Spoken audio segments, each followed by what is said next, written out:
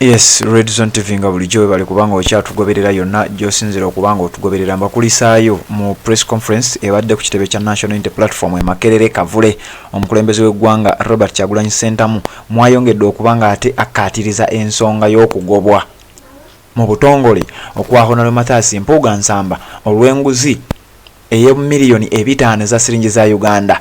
Kati ate tubadde tukyali mu press conference nenfuna amawulire genjagala okubanga nsharinga naawe wano era nga eno breaking news kyemanyi mugenda galaba ku mikutu gyonna naye weekumire ku Red Zone TV ogenda kubanga ate olaba amawulire gano mu ngeri ey'enjawulo ennyo. Honorable Mathias Mpuga nsamba Azizza Omuliro era mu bbaluwa eno gy'akuuse addidde omugugu gw'ebbaluwa akuuse omugugu gw'ebbaluwa guliko emiko 2 pages 2 eziri F4 nazisayininga bulungi nnyo naziteeka ku mukutu gwe ogwa Twitter naziteeka ne ku mukutu gwe ogwa Facebook. Mu bigambo bino byengenda okusomera ebbaluwa nnene nnyo naye ngenda kulondamu obutundu oba paragraphs ez'omugaso zendowooza nti weetaaga okubanga owulira information eno weetaaga okubanga owuliriza message eya mukulu Honorable Mathias Mpuga gy'ataddewo. Olunaku olwaleero Robert Kyagulanyi Ssentamu azze ku kitebe kya National Unity Platform Makerere Kavule nga olaba ekifaananyi ekyo awadde speech ye annyonnyodde n'agamba ye si mwetegefu kubeera ngattira omuntu yenna ku liiso ne bw'oba mukwano gwe otya era ategeeza nti ne bw'oba wa kitiibwa otya kasita obanga weekwenyakwenya n'abali mu buyinza kasita obanga olabikiddeko mu skando yonna ey'okuba nti olya ssente ezandibadde ez'omuwi w'omusolo agambye tagenda kubanga alekerayo omuntu n'omu tagenda kubanga attira ku liiso omuntu yenna. Kakati abadde akyayogera ebyo eno ng'omukulu Honorable Mathias Mpuga nsamba ayina omugugu gw'ebbaluwa nga bwe nkugambye gwatadde ku mikutu gye egya social media omuli omukutu ogwa Twitter omukutu ogwa Facebook n'emikutu emirala gyonna. Ebbaluwa eyo ngenda gikusomera naye ngenda kukusomeramu akatundu akatono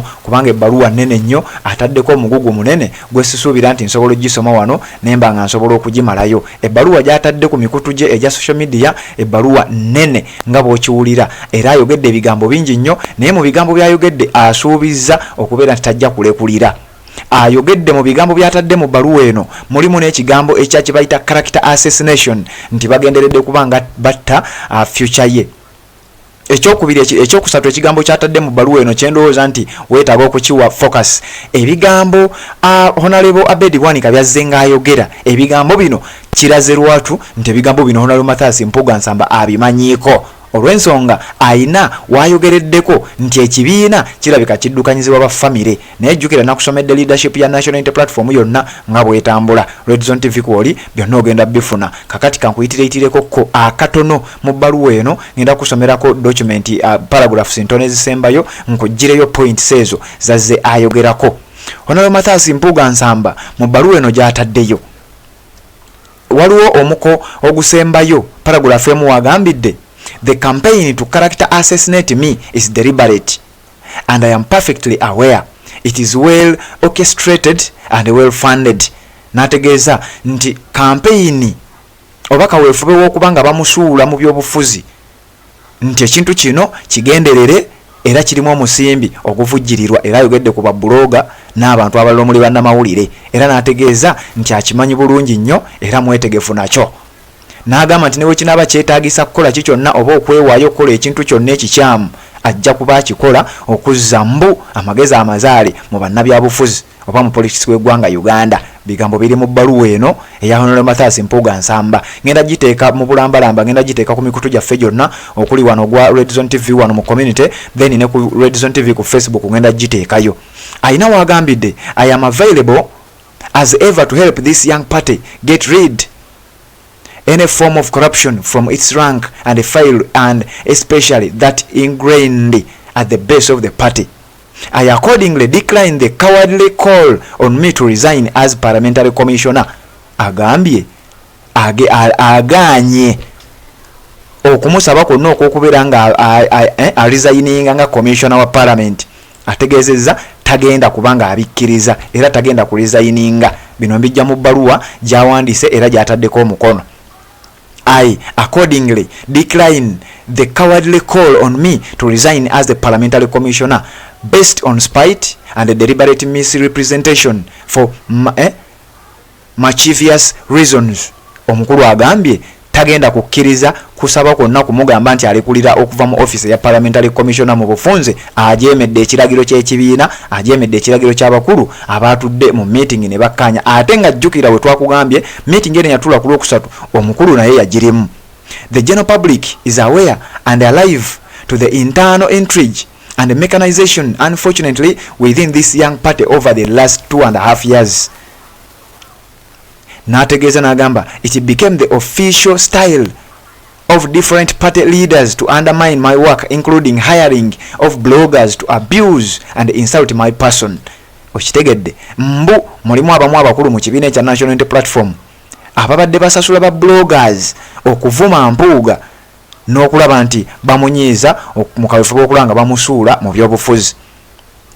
Agambye, I stayed committed and calm throughout these most compelling times because the call to serve above self reminded my creed.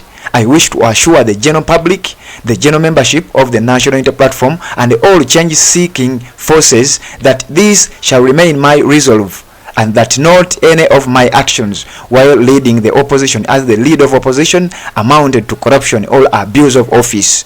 Yegaanye nti sente milioni 5 Singuzi era yetanalya ku Nguzi. Kati wano wenkubuuliza sente zino mu Uganda zimugattirako wa era zigattirako wa ku kibiina ekya National Unity Platform. Muliriza. I commit that I will not be deterred by small group family interest. Statement eno jiwulire. I will not be deterred by small group family interests being peddled to blur the bigger picture of how the party is being managed without transparency and the general mistreatment of other leaders in the party. Simanyi waliwo awulidde statement yenu. I will not be deterred by small group family interests. Bino bye bimu ku bigambo Abedi Bwanika byazzenga ayogera nti ekibiina kya National Unity Platform kiddukanyizibwa ba family. Era ne tukuleetera ku family ya Robert Kyagulanyi Ssentamu baganda be abenganda na biki abasukka 30 ekibiina kiinako 2 bokka. Kuliko Robert Kyagulanyi Ssentamu yennyini party president, kuliko chairman Nyanzi, national chairperson Kunga. Abasigadde tebali mu byabufuzi, tebali mu kibiina kya National Unity Platform. Naye Abedi Bwanika yavaayo n'ategeeza nti ekibiina kiddukanyizibwa bannabyabufuzi. Nakuwadde leadership ya National Unity Platform yonna era nkakasa wagiwulidde bulungi nnyo. Kakati omukulu Honorable Mathias Mpuga naye akikonyeeko mu muko gw'ebbaluwa ogumu ku miko egisembayo nga nnyonnyola agambe nti small group family interests. Ojja gisoma ebbaluwa mbulambalamba ngweme ngenda gikuteerayo.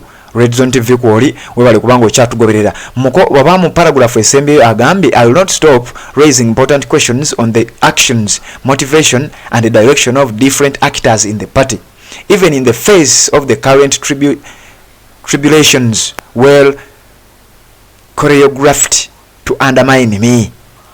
Nasako mukono Mathias Mpuga Nsamba, MP Mnyendo Mukungwe, National Deputy President, National Unity Platform Buganda Region, Wasina Assembly Parliamentary Commissioner. Era n'ategeeza si mwetegefu yadde olunaku n'olumu yadde eddakiika n'emu nga we mulowooza okubeera ng'alekulira ekifo ekyokubeera parliamentary commissioner. Ebbaluwa ngenda gikuteerayo ku mikutu gyaffe, era genda ku mukutu gwaffe ogwa Facebook ogwa Red Zone TV, genda ku mukutu gwaffe ogwa Twitter ogwa Red Zone TV, sigala wano ku Red Zone TV wano ku YouTube ogenda kubanga byonna obifuna. Omukulu ajeemye, omukulu asimbye Nakakongo ate Azizza Omuliro. Agambye tagenda kukkiriza kuva mu office, tagenda kubeera nga ate agondera ekiragiro ky'ekibiina kyonna. Newankubadde baatula mu meeting ne bamusaba nti engeri gye kiri nti wasayininga ku mateeka g'ekibiina nti omuntu yenna okulya enguzi alina okubeera ng'alekulira office, sinakindi n'okulekulira ekifo kya Deputy President National Unity Platform. Naye jjukira waliwo amawulire agayitinganye nti omusajja ono yandibanga y'omu ku batudde wansi nga bagenda kubanga baregisteringa ekibiina ekipya. Red Zone TV kwoli gonna ogenda gafuna nga bwe gajja. Gwe kyolina okukola kiri kimu kwekuumira ku mukutu guno obirenga ensonga zikutambulira bulungi nnyo.